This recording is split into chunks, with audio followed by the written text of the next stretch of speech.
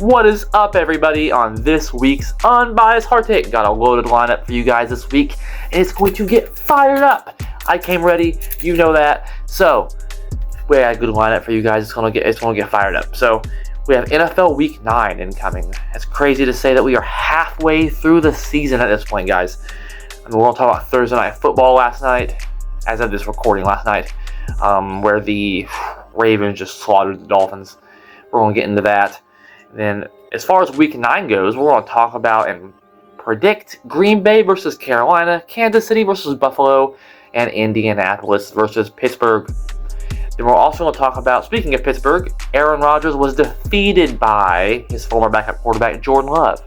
We're going to talk about that. Jordan Love made an amazing step in becoming the Packers' next legendary quarterback. I'll explain here in a bit.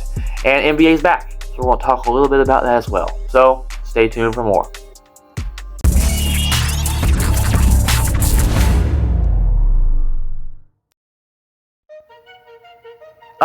What is up, everybody?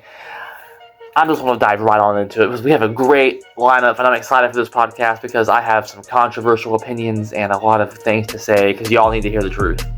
And I've been hearing a lot of baloney from a lot of the mainstream media. So, with that, we're going to start a little bit here with Thursday Night Football last night, where the Ravens just absolutely slaughtered the Dolphins, and it really wasn't close. Final score was Baltimore Ravens 28 and Dolphins 6. And we're looking pretty much at a game here. I mean, I have my notes here to where Tua is just a mediocre quarterback. And the Dolphins seem to have really no change at all interested. Because, I mean, they fired their general manager. I mean, that's outstanding. But they've announced that Mike McDaniel is going to remain as the Dolphins head coach probably for the remainder of the season. They're not doing anything with Tua right now. And, I mean, this season for Tua, I mean, let's look at his season. So this season, 1,779 passing yards, 15 touchdowns, 11 interceptions.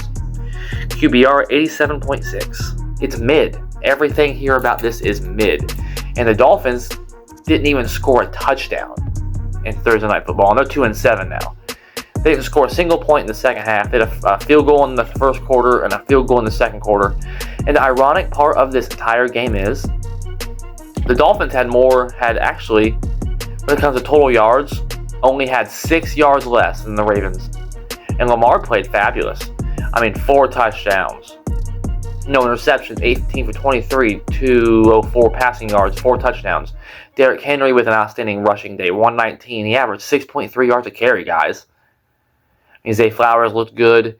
Mark Andrews found the end zone 2 times. I recall that. So, I mean, the Ravens looked good. The Ravens are 3-5 right now and looking a lot better. They're actually the Vegas betting favorite to win the AFC North at this moment. And because the Steelers are sliding a little bit. And, I mean, Tua had 261 yards, but 25 for 40, no touchdowns, and an interception.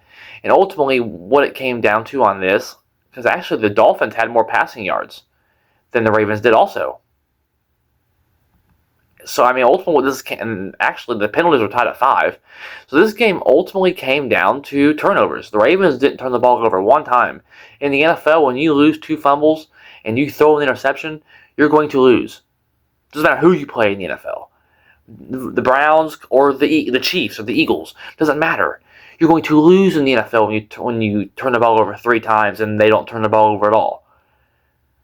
So, I mean, the Dolphins are just a flat mess right now. 2-7. Mike McDaniels, it looks like he's lost the locker room. There's been player-only meetings. Tyreek Hill's out for the season now. And Tua's not looking great. I mean, he looked good against Atlanta the week before that, but, I mean, inconsistent. Because then you turn around this week on primetime and you drop an egg like that. 6 points. And this game was at home in Miami. There's just no excuse for that. There's no excuse for that at all. I mean, it was Chris Greer who got fired. I mean, they made a little bit of changes, but I talked about it on Facebook. And again, a link to that will be in the description down below. That the Dolphins are making no changes. It almost seems like that they're wanting to sink with the ship. I mean, you paid Tua all that money. You brought Mike McDaniel in because he was the next offensive genius. And so might as well sink the ship and ride with it. Captains will sink with the ship. And at worst case scenario, you get the top draft pick, and then you can restart it from there. I mean, that's possibly their philosophy here, that you already know at 2-7, you're not making the playoffs anyway. So just keep rolling with it. Might as well. You're going to keep losing games and get a better draft pick and then fire him at the end of the season and let Tua go. That's what I think they're doing. They're paying Tua too much money to sit him on the bench this season, at least. This season's a wash for the Dolphins. They're tanking. The NFL's version of it, they're doing it. There's been no changes, no coach changes, no quarterback change. They fired the GM, but that's not affecting anything on the field or the coaching staff at all. So, I mean, really the Dolphins even firing the GM, that's more of an off-season issue. So, I mean, there's nothing they're doing right now to change anything. So the Dolphins will continue to lose games and get that top draft pick. And they'll be fighting the Jets for it. So, we're going to talk about NFL Week 9 before we get into Jordan Love and NBA. And this is where things are going to start getting heated up. Because we're going to talk about Kansas City and Buffalo. That's where I'm going to start, because I want to get the heated up conversation out of the way. Kansas City comes in hot, winning that game on Monday Night Football on primetime against the Commanders.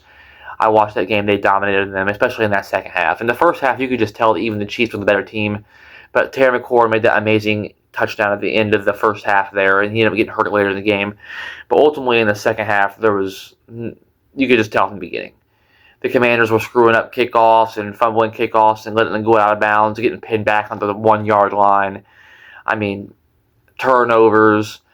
Defense couldn't stop, especially the running game at the end of the game there. The Chiefs just ran the ball with Pacheco, ran the ball down their throat. And it looks like the Commanders almost gave up that game. And the Buffalo Bills, being the Panthers, came into town, and they were a hot team as well.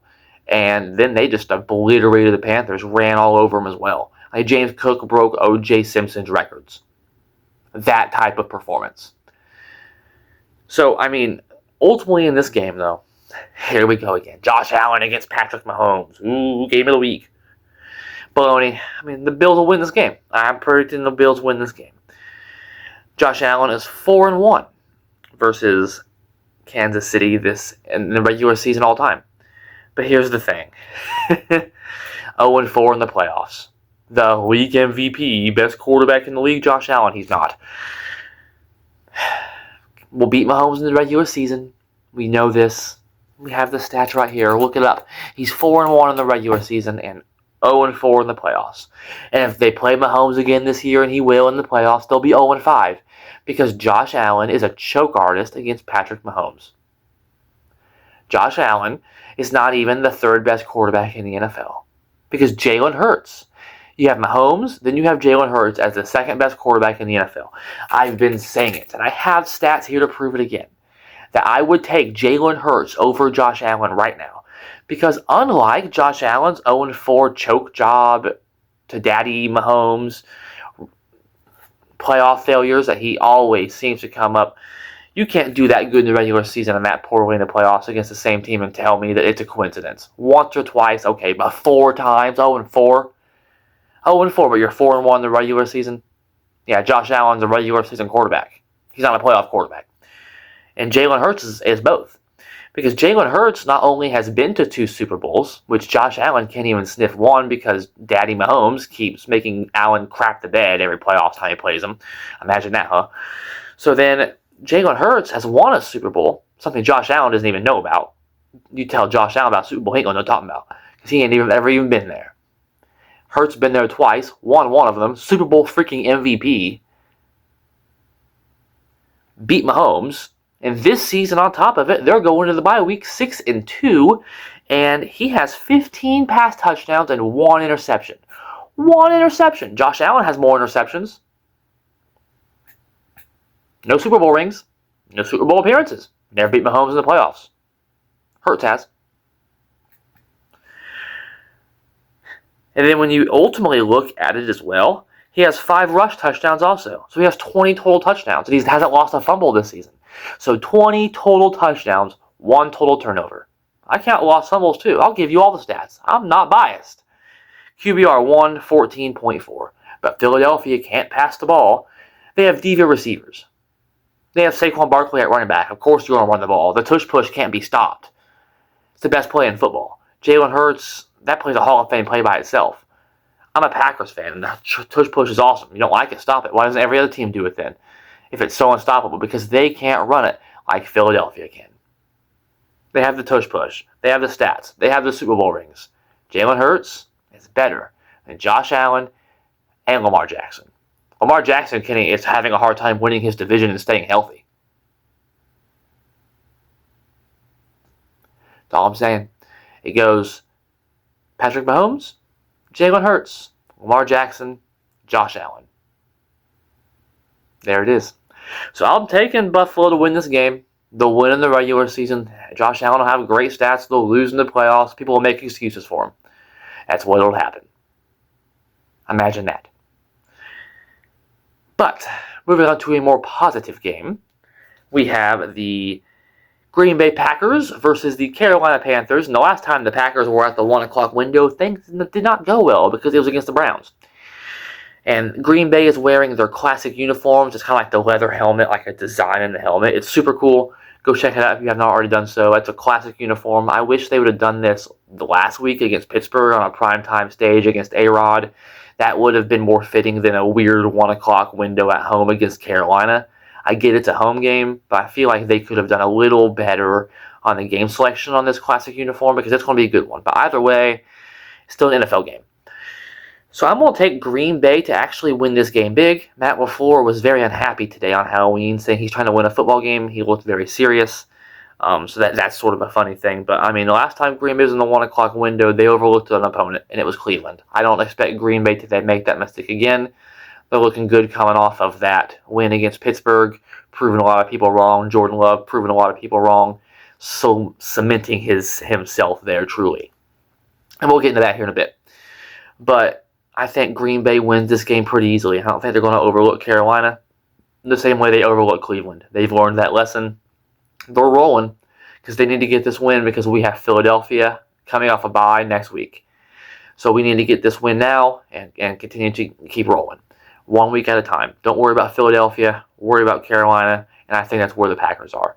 And Green Bay looks like a Super Bowl team. They might pick to win Super Bowl over Kansas City. So I think Green Bay gets the win here. I'm going to say by a lot. Never overlook your opponent. But I think Green Bay wins this by at least a 2-score lead, which in the NFL is a lot. So a 2-score win. It'll be 8 points or up. 9 points or up with a 2-possession lead. So give me Green Bay by 10. That seems fair. Then moving on to Indianapolis versus Pittsburgh. And I'm really going to say that Pittsburgh's kind of sliding a little bit here. 2 losses in a row. Sorry, JB. But I'm taking Indianapolis. I mean, I think they're real contenders. I mean, it truly shows what coaching does in this league. Shane Steichen's a great coach. And, I mean, Daniel Jones has been a playoff quarterback before. So maybe this shouldn't surprise us as much as it has. Because I did not think Danny Dimes was the man in Indianapolis to take over that job. I did not think that at all. I was making fun of Daniel Jones. I mean, being the Colts quarterback. I did not pick them in this division. I was wrong. Because Jonathan Taylor, he won't be the league MVP because we know it's really the MVQ, most valuable quarterback. Because Christian McCaffrey should have won the MVP a few years ago. But that's a horse that I've beat dead. It's going to be a quarterback forever now. But really, in reality, Jonathan Taylor is the league MVP. He has more touchdowns than teams do. Certain teams. That's a real stat. And, I mean, the Colts are a boneheaded play away from being undefeated. They have the best record in the NFL right now. They have the best record in the AFC. They're running away with the AFC South. The Colts are the real deal. And Pittsburgh's coming in kind of beat up, kind of old, kind of lost 2 in a row, not looking too good. That defense was expensive and getting shredded. Green Bay and Tucker Kraft shredded Pittsburgh. And Pittsburgh was shredded by Jamar Chase and T. Higgins the week before that.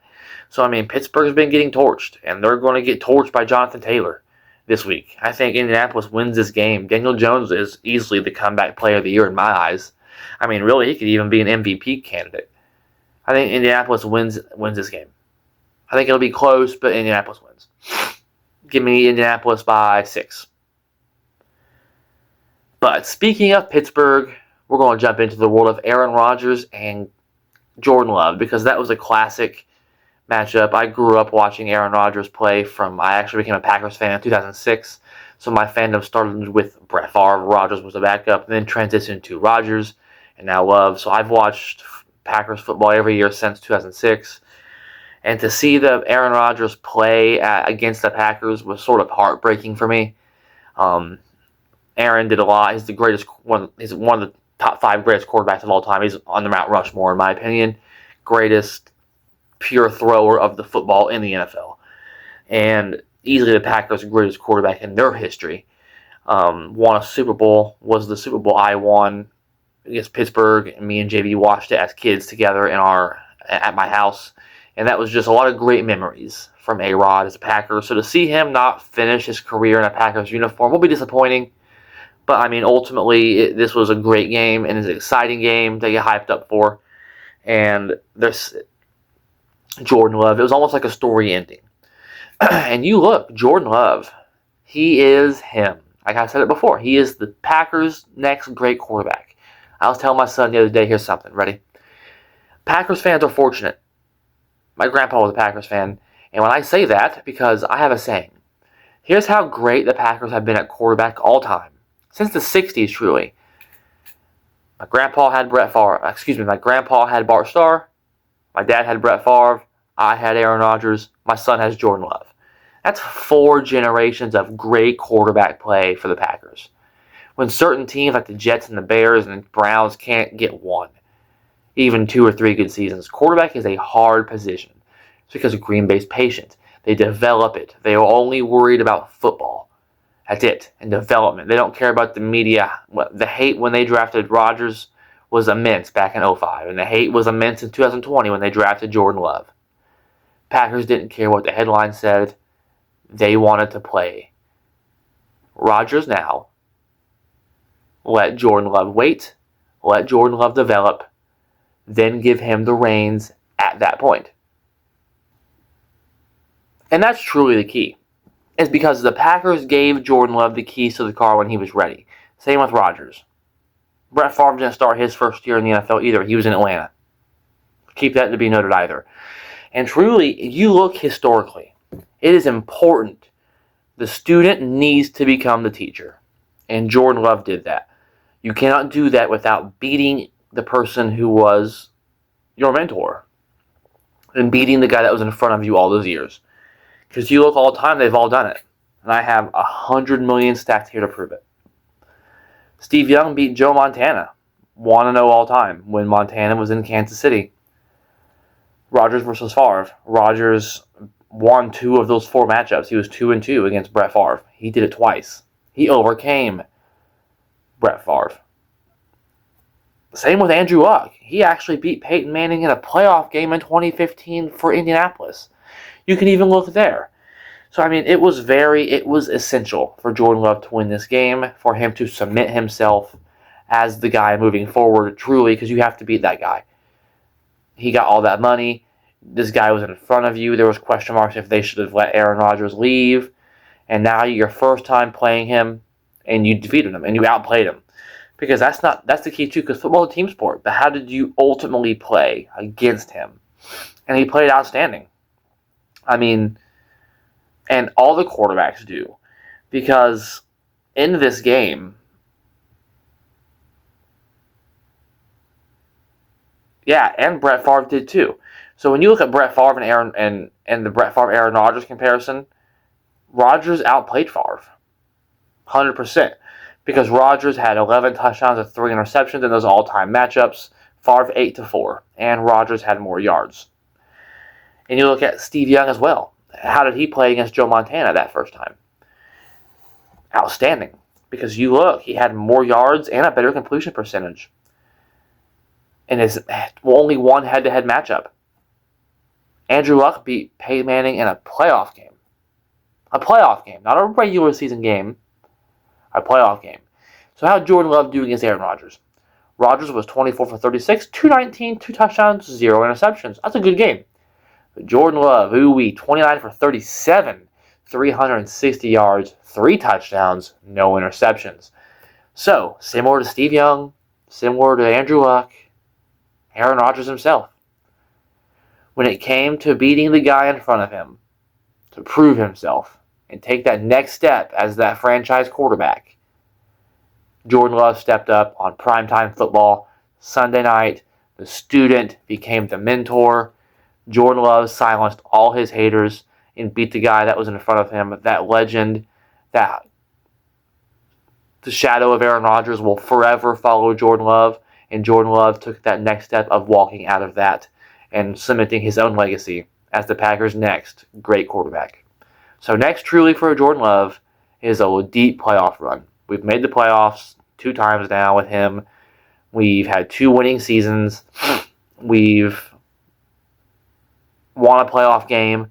The next step is to get to a Super Bowl and win it. It's that simple. And Jordan Love's ready. He beat that shadow. He's moved past the Aaron Rodgers legacy. It is his team now. Aaron Rodgers era, that door was slammed shut with that Jordan Love performance on Sunday Night Football. Jordan Love is the Packers' 4th generational great quarterback. And I promised that we had some NBA basketball to talk about, because the Miami Heat are looking outstanding, and we have some other things in NBA to talk about as well, because NBA Cup's getting ready to start, and that's exciting stuff, so we're going to continue to monitor that. So early season basketball is interesting now with the NBA Cup, in my opinion, and every game matters, in my opinion. I mean, standings and seeding comes down to a game and a half sometimes. So there's that saying that basketball doesn't really start until Christmas, I think, is baloney. You have a bad record up until Christmas and see how hard it is to catch up after that. That's all I'm saying. Early season basketball does matter. It's just not as popular because NFL is going on, obviously. But it still matters. So, speaking of that, the Thunder obviously made my night cry. They're 6-0 again. I mean, they've brought in that core back. SGA looks outstanding. The Thunder are going to be a force to be reckoned with. Golden State's good. I mean, the Lakers have a winning record without LeBron right now. The Grizzlies have a winning record right now. Nuggets look good too. I mean, there's been a couple surprises. I mean, in the East, the 76ers look good, but Joel Embiid's been playing, so I guess that's not maybe surprising. It's only 4 games into the season. We'll see if he can keep that up. The Bucks look good. The Cavs, the Heat look good. We'll get in the Heat here in a bit. Pistons look solid. Hawks, I mean, the Knicks are struggling a bit. I expect them to be fine. I mean, the Celtics are stumping, and the Pacers are abysmal with 5 right now. So we kind of expected some of these teams to take a step back in the East, especially. But we're not getting to the Spurs, because they're really the team to talk about right now. Because I watched that Miami Heat game with the Spurs yesterday, and the Spurs are 5-0. I mean, we're talking about the 6-0 Thunder, the 4-0 Bulls, 4-0 Sixers. You can talk about that stuff all you want, surprising. But the 5-0 Wemby-led Spurs, Popovich was retired. He has his banner hanging up now. This is like the first season without him starting the season as a coach. So that era is closed. They have a new coaching staff, fresh blood in there. And this young core that's been developing in San Antonio all these years is starting to show. Because Wemby right now looks like the league MVP, in my opinion. Maybe the best player right now playing basketball, because he's averaging 30.2 points a game, 14.6 rebounds a game, 1.4 steals a game. That's a big man, but 4.8 blocks a game. 4.8. We're looking at an all-time, maybe the GOAT of blocks. Wemby should be MVP right now and Defensive Player of the Year. They're the 2 seed right now. I know we're getting a little too early to talk about seeding, but they're undefeated. They're 5-0. Wemby yesterday against the Miami Heat, I counted 4 blocks in the 4th quarter by itself. He's the best he's the best blocker in the NBA right now. It's not close. He's the best defensive player in the league right now. He should be Defensive Player of the Year coming right now. If he can stay healthy and hit that minimum game to get awards, which I like that the NBA does that now, kind of takes away some of this load management garbage. But even outside of Wemby, the Spurs have a good core around him as well. The question with Wemby is, can he stay healthy?